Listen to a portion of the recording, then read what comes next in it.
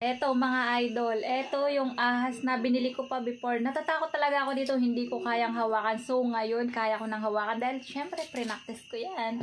So ang gagawin natin is, takot dito si nanay, ipaprank natin siya. Ilalagay natin siya doon sa ilalim ng unan at ang paglalagayin ko ay si Taba.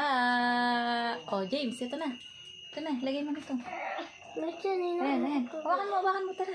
Lagyan natin sa igan. So, tara. Mga gagawin. Nakain mo na yung isa kanina. Maanghangin, baka umiyak ka. Ito maanghang.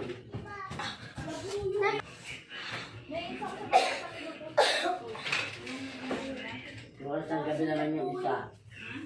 Bukas ng gabi yung isa. Mamaya nga. Mamay, maiganyan mo yung kay nanay. Hindi.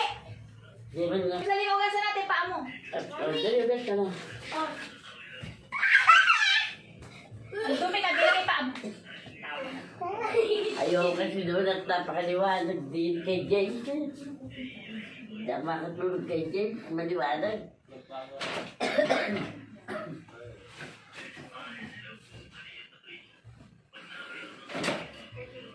Anahan.